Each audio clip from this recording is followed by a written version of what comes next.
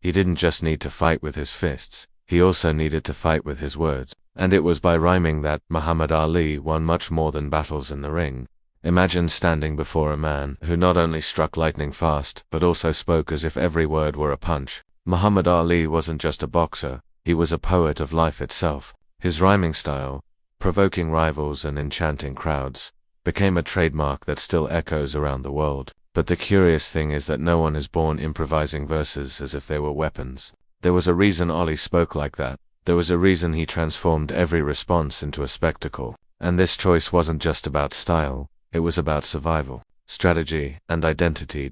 Ali grew up in Louisville, Kentucky, a place where being black in the 1950s meant bearing the weight of prejudice every day. From an early age, he understood that he needed to be more than strong, he needed to be heard, and if people wouldn't listen, he found a way to make them. Each rhyming phrase wasn't just vanity, it was resistance, a way of showing that he mastered not only the ring but also the narrative of his own life. The boy who started out reciting short rhymes to intimidate amateur opponents soon understood the power of it. When he took the podium at press conferences, he didn't just talk, he performed. And the press, which often treated black athletes as invisible, surrendered to the spectacle. There, he created headlines even before fighting. He turned interviews into shows.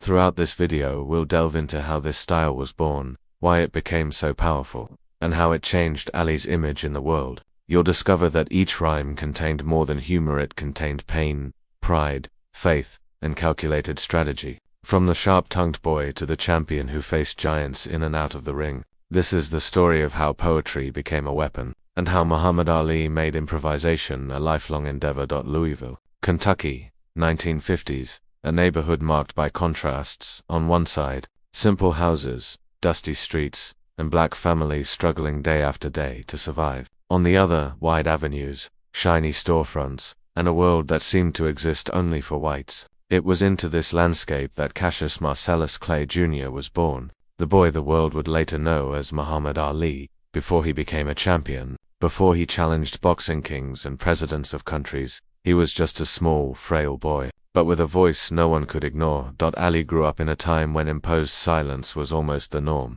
Black children were taught not to provoke, to bow their heads in the face of injustice. But Cassius didn't accept that. He was different. From an early age, he had something that drew attention, a talkative, electric, almost theatrical manner. If he was beaten by an older boy, he wouldn't stay silent. He responded with sharp phrases, delivered so quickly they seemed rehearsed. They weren't, they were pure instinct, words that came out like invisible blows. He learned that when he rhymed, everyone stopped to listen. If you rhyme, you shine, he would laugh to his friends, as if it were a secret trick. Deep down, it was a way to compensate for the lack of space they gave him. Society wanted to silence his color, but he made his voice echo. His first rhymes emerged as a joke, improvised on Louisville street corners, during conversations with neighbors, or in the cramped classrooms of school. They were short, almost childish verses, but full of provocation. He would say, "I'm going to be big, you'll see it, and when I do, no one will forget." This trait soon became a tool. Cassius realized early on that boxing wasn't just about punches, it was also about spectacle. His first exposure to the sport came almost by accident, after his bicycle was stolen. Outraged, he vowed to find the thief and break his face. But when he reported this to a police officer, he heard the phrase that would change his life: "First learn to fight." And it was at the local gym, amid sandbags and the smell of sweat, that Cassius began training. Still, the boy never abandoned words. Before stepping into the ring, he was already disarming opponents with phrases that blended rhyme and challenge. While other young men trembled in front of the crowd, Cassius seemed born to be seen. He understood that winning wasn't just about landing more punches. It was also about dominating his opponent's mind, getting the crowd on his side even before the first round. And how did he do it? By rhyming, improvising phrases that drew laughs, irritated his rivals, and turned amateur fights into true spectacles. Little by little, training and words became intertwined. His teammates remember him arriving at the gym with a wide smile and immediately saying, "I'm the fastest one here, and when I get in the ring, no one will be able to resist me." The coach laughed, but deep down he knew, this kid had something special. It wasn't just physical talent, it was presence, it was aura. He already understood that he needed to be bigger than boxing.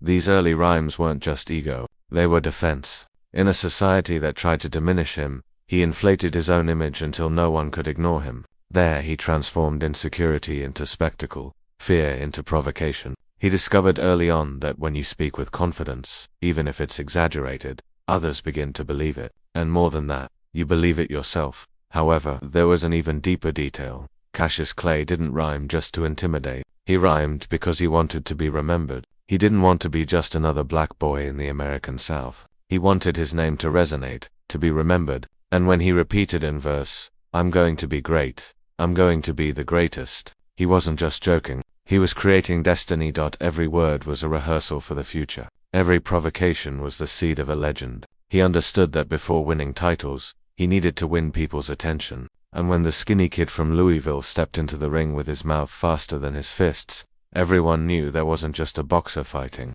There was a poet of survival fighting. And so, while still a teenager, he had already created something no coach could teach, the ability to turn words into weapons. It was just the beginning. Cassius Clay was unwittingly shaping the persona that would change the sport, the media, and the way the world viewed its idols.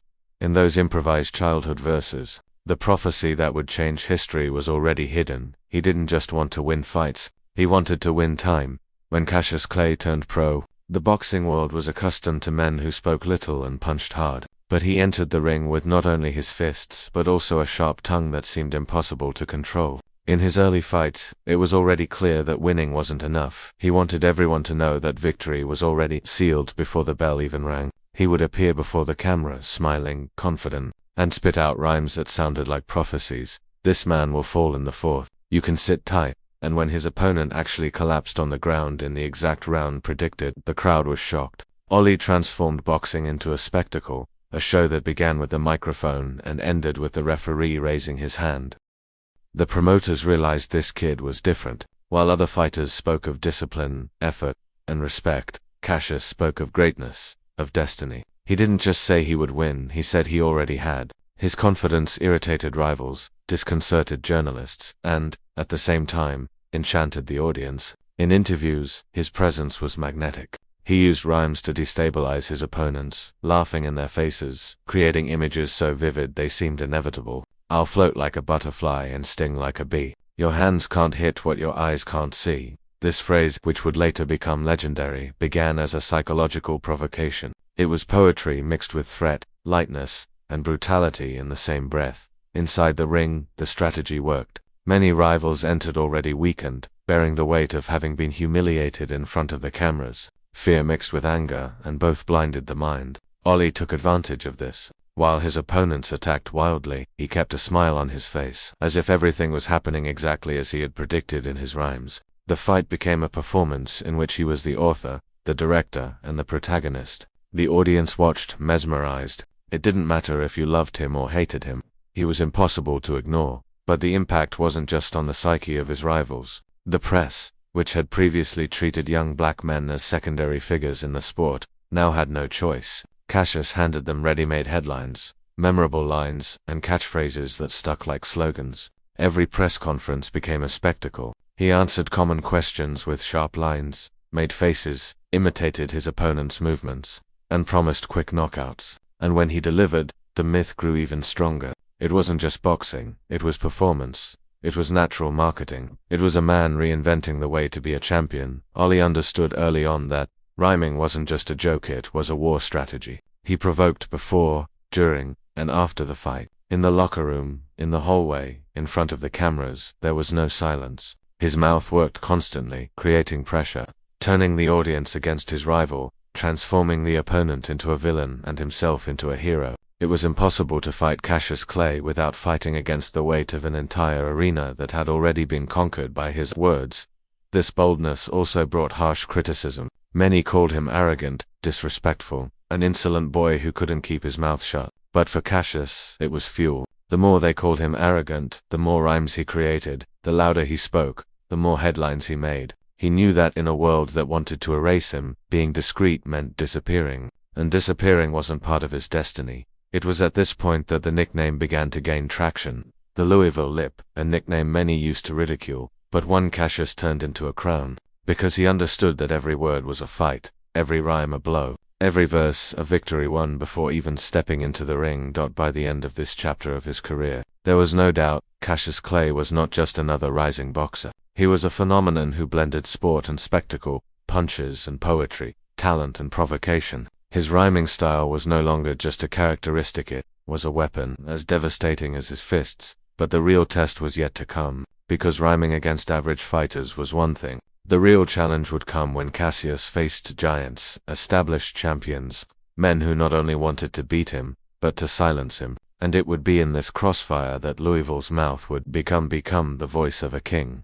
If you also think it's incredible how Ollie turned words into weapons, like it now and subscribe to the channel, and tell me in the comments, do you think this boldness helped or hindered him in the ring? I want to hear your opinion. Muhammad Ali was no longer just Cassius Clay, the provocative kid from Kentucky. He was now a champion, an icon, and every word he spoke reached crowds. But with fame also came the weight of carrying a voice in a country seething with racial and political tensions. The same rhymes that served to destabilize rivals began to take on a different tone, one of protest, of denunciation, of courage. Ali no longer used his mouth just to provoke fighters. He used it to challenge presidents and governments. In the 1960s, the United States was immersed in the Vietnam War. Thousands of young men were being drafted to fight in a war many didn't even understand. When Muhammad Ali's name appeared among those drafted, the world expected him, as world champion, to accept without question. But Ali did the opposite. Before microphones and cameras, he uttered a phrase that would echo throughout history.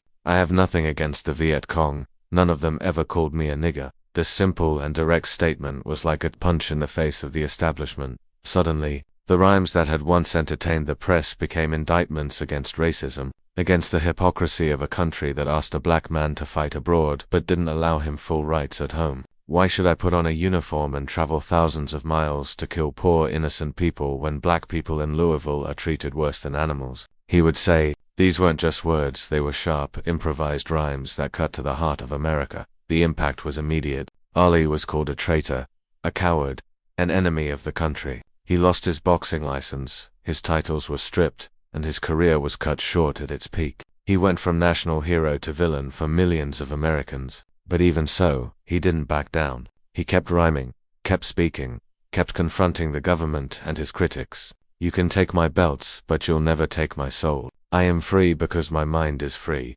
This boldness ignited the civil rights movement. Leaders like Malcolm X and Martin Luther King saw in Ali a living symbol of resistance. His rhymes, broadcast on radio and television, echoed in the streets where protests demanded equality and justice. Young black people, previously invisible, saw in him proof that they could face the system with pride and without fear. Ali transformed boxing into a political arena. Each rhyming phrase was more than entertainment, it was a manifesto. The press, divided, didn't know how to deal with him. Some hated him, some idolized him, but everyone published his words. There he had achieved what he always wanted, to be heard. And not just as an athlete, but as a man who, with improvised verses, denounced injustices that many feared even to mention.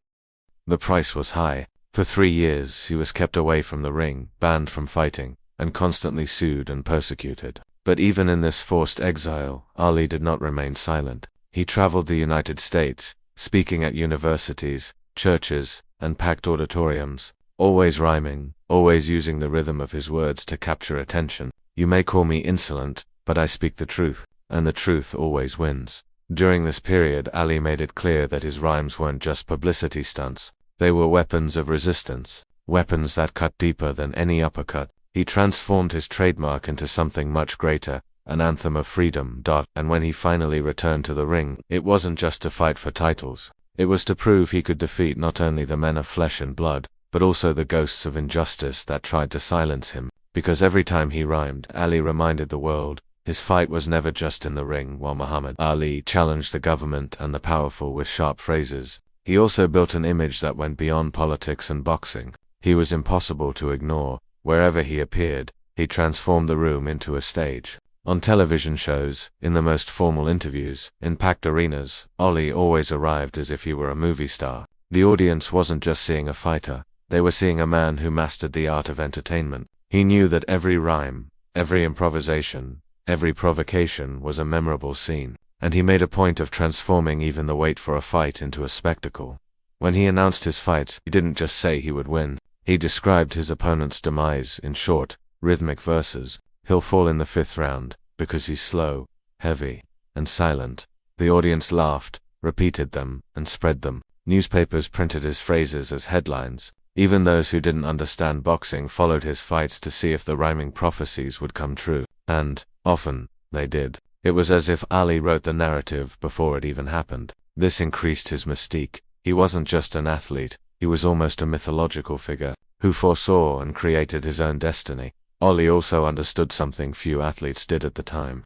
Television was the new arena. The camera wasn't an enemy, but an ally. While other fighters appeared shy, Ali danced, joked, and created phrases that stuck in the audience's minds. He would look straight into the lens and say, "Look at me, because I'm the greatest." This charisma, combined with his ability to rhyme, made him a global product. Children imitated his posture, fans recited his verses like anthems, and opponents were disconcerted by such confidence. But there was something even deeper. By turning fighting into a spectacle, Ali was also humanizing boxing. He wasn't just brute force. He was intelligence, humor, poetry. He turned every fight into a play where the audience knew they would laugh, cheer, and be moved even before the bell rang. This revolutionized the sport. Ali's fights were media events that attracted artists, politicians, and journalists from around the world. Everyone wanted to see the poet of the ring in action, and as he did so, Ali knew he was writing history. He himself said, "I wouldn't just be a champion, I would be unforgettable," and that's exactly what he achieved. His lines became the slogans of an era. His interviews became classics that, to this day, are reproduced in documentaries, books, and motivational speeches. The world didn't just see a man who defeated opponents. They saw someone who, with a blend of confidence and lyricism, turned every challenge into a spectacle. There, he became the ultimate symbol of how sport could transcend sport itself, blending politics, culture, entertainment, and spectacle into a single figure. But the question everyone asked was, what would remain after the voice fell silent and the verses stopped echoing? Because even Ali, the invincible poet, would have to face an enemy that could not be defeated with punches or rhymes. When the cameras turned off, when the arenas emptied, and the journalists' buzz faded, Muhammad Ali stood alone, the man the world knew for his sharp rhymes, his thunderous self-confidence, and his memorable provocations had to face silence. And in silence, there wasn't always victory. Many didn't see it, but there were nights when Ali sat in front of the mirror and wondered if that loudmouth character hadn't swallowed the boy Cassius Clay. Because maintaining the image of invincibility, of warrior poet, required energy, courage, and, above all, emotional weight. He couldn't show weakness in public, but deep down, he carried the burden of always being greater than he really was. This internal conflict became more evident when his health began to show signs of deterioration. Even at a young age, the grueling training and brutal combats took a heavy toll. But how could he admit this to the world? Ali responded the only way he knew how, in rhyme. When asked about pain, he downplayed it with witty phrases. When asked about aging, he would say, "I'm so quick, I turn out the light and I'm already in bed before the room gets dark." People laughed, but behind the humor was the awareness that time is unforgiving. It was his way of transforming weakness into spectacle, of disguising pain with poetry. Behind the scenes, close friends said Ali never completely switched off that character. Even at family gatherings, he improvised verses, teased, and made everyone laugh. But there were moments of introspection. Sometimes he spoke softly, almost whispering, about the fear of being forgotten, about the weight of representing not only himself, but millions of people who saw him as a symbol. He knew he could not fail, because his voice wasn't just his, it was the voice of a community, of a struggle, of an entire generation. Over time, his rhymes came to carry more than provocation. They became life messages, lessons packaged in verse. The man who doesn't have the courage to take risks will achieve nothing. Phrases like these ceased to be merely part of the boxing spectacle and became philosophy. There, he wasn't just a champion rhyming to sell tickets. He was the master of ceremonies of his own existence, someone who used rhythm and cadence to deliver messages that would resonate beyond his physical presence. As Parkinson's disease progressed and his voice faded, it seemed fate had chosen to silence him.